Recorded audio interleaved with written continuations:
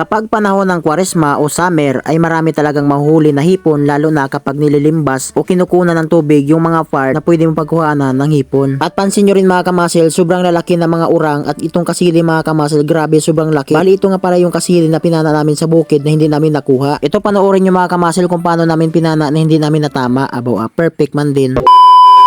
Yung mga kamasil, dito kami sa gubat habang nanghuli kami ng hipon. Maigat ang laki, kasili. Sige uy. Uy yun. Then. Tuto. Nagpabubo. Babaw. Di pag ano niya. Bahuli. Wakadulot. Yan ang ujong. Wakadulot. Huwag gani. Purbay nga daan. Diyan ang ujong. Sa pula eh. Bahuli. Diyan ako mabang sa baba. Diyan lang to. Ito nagkabukal-bukal oh. Bahol na rin no? Grabe.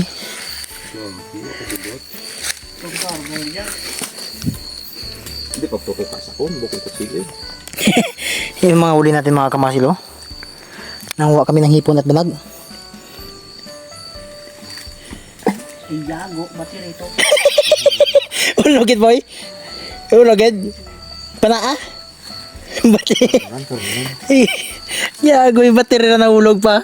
At yung kasili na nakita nyo sa unang video natin mga kamasil, yun na yung kasili na pinana namin dito na hindi namin nakuha. At ito nga pala yung aming mga nakuha na urang o hipon. Baka naman may mag-comment dyan sa baba, ano ba talaga hipon o urang. Kapag gabi kasi mga kamasil, hindi mo basta-basta makukuha yung kasili dahil sobrang abtik ba kung tinatawag dito sa Bisaya sa amin. Tapos nakakuha na lang kami dito ng isang malaking patuyaw na urang. Pero yung kasili mga kamasil, hindi talaga namin nakuha yun. Makalipas ang ilang araw mga kamasil, ito na yung kasili. Bali may dumaan dito sa bahay namin ngayon lang. Tapos bininta sa amin yung kanilang mga nakuha na urang dahil nagpanglimbas sila dun sa bukit. Ang limbas na tawag mga kamasil ay yung mga part na gusto mong kunan ng tubig dahil Kwaresma ngayon, mababa lang yung tubig kaya madaling manglimbas. At grabe ang laki talaga ng kasili.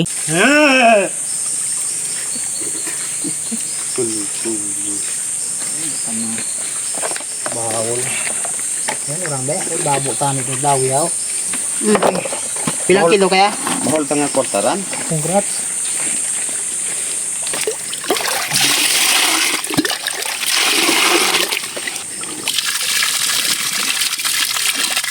Mahigit 1 kilo pala mga kamasil yung bininta sa amin na hipon o urang. Grabe ang lalaki. At ang tawag namin dito sa probinsya mga kamasil ay patuyaw. Comment ka kayo dyan sa baba mga kamasil kung anong masarap na luto dito at anong masarap na ihalo dito. Grabe ang lalaki ng mga patuyaw. Bali ang gagawin natin dito mga kamasil ay gagawin nating sarsa o binabak. Yung parati namin binibinta mga kamasil na hinaluan ng niyog na mura. At syempre binibinta din namin sa bayan kapag luto na. Tapos ito nga pala yung kasili mga kamasil, kinilo na. Maglapit-lapit na rin sa 1 kilo ang timbang niya. Grabe ang laki, sarap niyang gataan. So paano mga kamasil, hanggang dito na lang ulit. Maraming salamat sa inyong panonood. Bye bye and peace out. Ingat palagi. Please like, comment, and share.